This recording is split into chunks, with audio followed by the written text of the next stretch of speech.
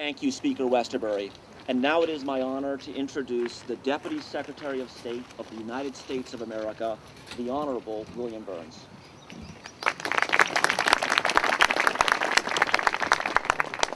Thank you very much, Mr. Ambassador, and good afternoon, everyone. It is truly an honor for me to be here today on this 100th anniversary of Raoul Wallenberg's birth, to dedicate this tree and to be in the company of Mr. Wallenberg's sister, Nina Lagergren, and Kate Wacz, one of the many to whom Wallenberg gave the gift of life.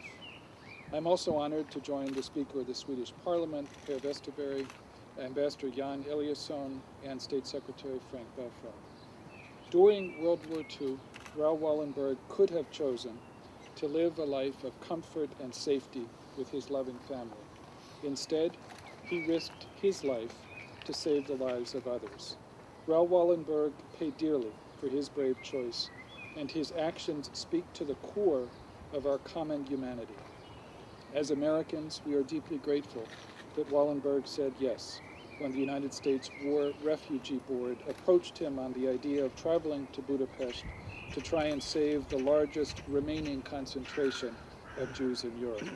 Amid so many missteps in responding to the Holocaust, encouraging Wallenberg to go to Hungary was one of the things we did right.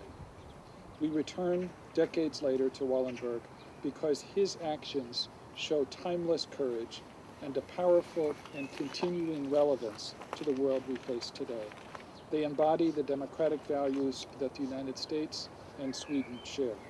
They embody the courage of the individual, of the dissenter, of the independent moral conscience in a world full of wrongs, of the hero who sees injustice and takes action. Wallenberg gave his life for his commitment to those values. Wallenberg was a son of Sweden, but also a friend of America. We are honored to consider him one of our own, adding one more to the many ties that bind our nations together. The United States and Sweden work together with a shared mission of advancing human dignity and protecting universal rights around the world.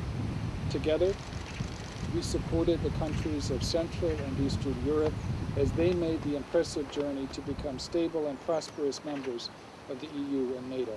Together, we are supporting the people of the Middle East who are working to leave behind a history of oppression to create a future of economic hope, political freedom, and human dignity. Raoul Wallenberg's life-giving legacy reminds us of a question that we should all be asking amidst the daily business and the pull of our national interests. How do we ensure that every individual, regardless of race or religion, is able to live a life of freedom, a life with dignity and respect? How do we prevent the sins of history and our past failures to stop mass killings of civilians from being repeated? How do we pass on to the next generation a sense of the importance of not being indifferent? In seeking answers, we are fortunate to have as tireless a partner and as steadfast a friend as Sweden.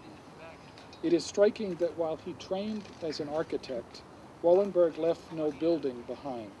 Instead, he left behind a legacy much more enduring than any physical structure or any physical monument.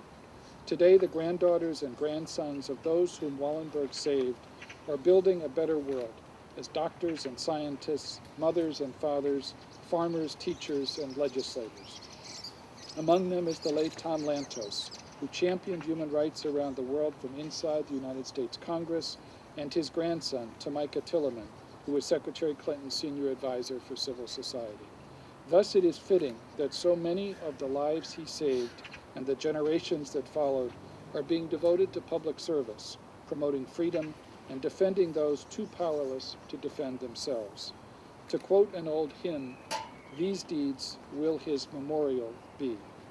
Today, in dedicating this horse chestnut tree, we remember Raoul Wallenberg, we show our gratitude, and we reaffirm our commitment to the legacy of humanitarian work that continues in his name. And we reaffirm together, once again, the importance of not being indifferent. Thank you.